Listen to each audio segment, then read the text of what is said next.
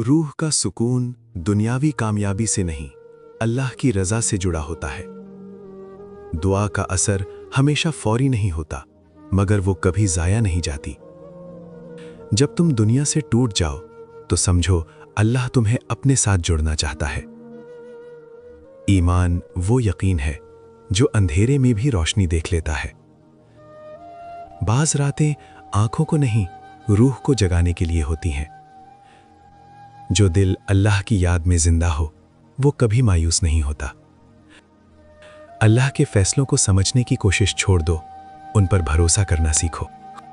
खामोशी में की गई दुआ वो शोर मचाती है जिसे फरिश्ते भी सुन लेते हैं।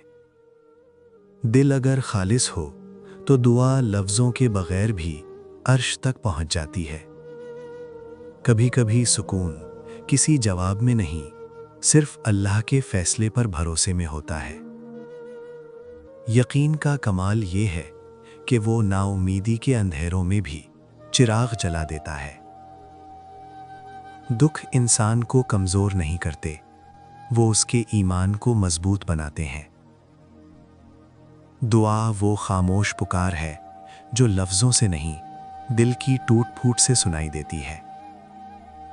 रब की मेहरबानियाँ अक्सर छुपी होती हैं, लेकिन वो हमेशा वक्त पर ज़ाहिर होती हैं।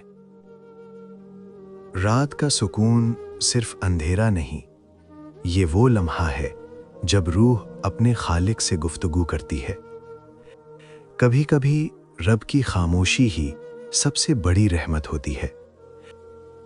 अल्लाह की हिकमत को समझने के लिए आंख नहीं, दिल की रोशनी चाहिए। कभी कभी आजमाइशें रहमत के लिबास में आती हैं ताकि दिल को जगाया जा सके।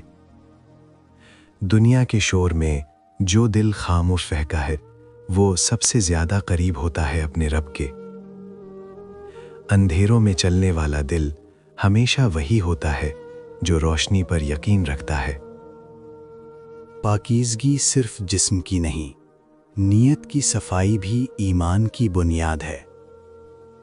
इंसान को अगर तकदीर समझनी हो तो सब्र के लम्हे में खामोश रहना सीखना पड़ता है।